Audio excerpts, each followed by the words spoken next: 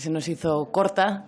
Se ve que hay mucho por detrás trabajado y esto solo es da para poquito, ¿no? Pero que dan ganas de conocer mucho más. Y yo quería preguntar sobre cuestiones específicas del caso gallego, ya que aprovechando que usted es de Galicia y economista, creo que hay una serie de cuestiones que necesitamos analizar también relacionándolo con el modelo productivo concreto que existe en cada lugar específico, ¿no?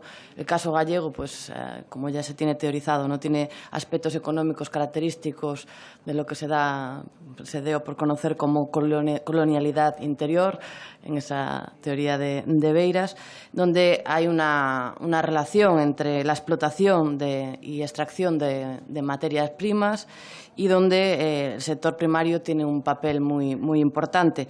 En cuanto a la extracción de materias primas, bueno, tenemos casos como la megaminería, ¿no?, que estamos viendo actualmente, por ejemplo, el caso de la mina de Touro, y donde la ley que acaba de sacar Feijóo, conocida como Ley de Depredación, va a suponer un agravamiento de ese modelo de extracción por parte de grandes empresas transnacionales de esos recursos. Por lo tanto, entendiendo que tenemos este modelo económico, ¿cómo adaptamos la fiscalidad para que colabore a la transformación del modelo productivo?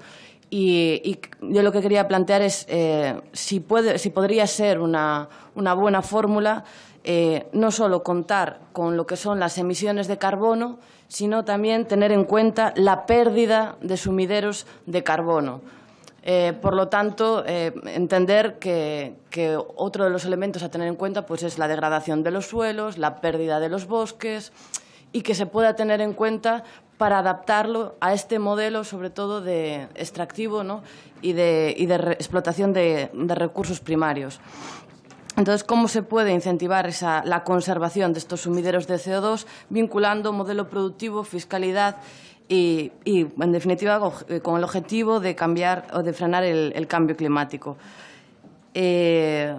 Cómo también dentro de esas explotaciones pues, agrícolas, ganaderas, que se están transformando en este momento a un modelo cada vez más industrial, se pueden beneficiar de beneficios fiscales aquellas explotaciones que se aproximen más a una mejor salvaguarda del medio, que son medidas que están contempladas dentro de la PAC pero que no se están utilizando.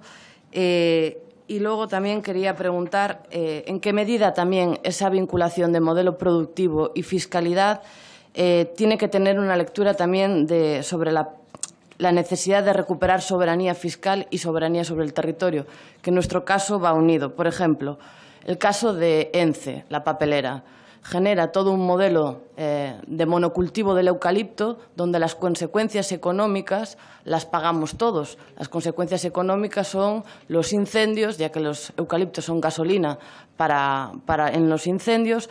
¿Y quién pone el dinero para todos esos consecuencias? El erario público. Entonces, ¿en qué medida también hay que entrar ahí en el tema de la fiscalidad y gravarle, sobre todo a estas grandes empresas que suponen que lo que generan es una pérdida de soberanía sobre el territorio?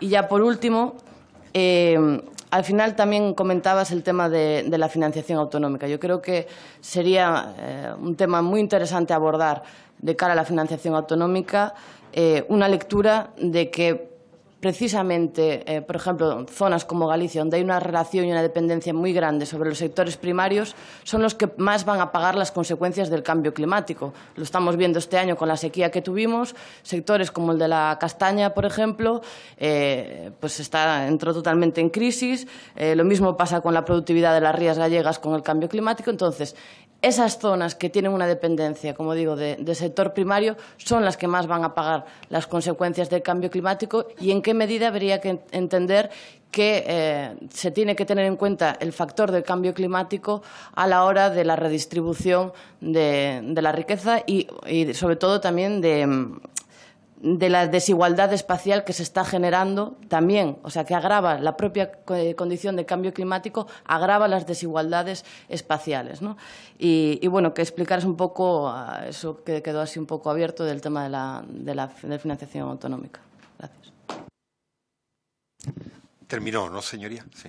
Muchas gracias. Se ha ajustado al tiempo exactamente. Toma la palabra ahora en nombre del Grupo Socialista el señor García Mira. Sí, muchas gracias, presidente, y bienvenido a Xavier Lavandeira a esta comisión.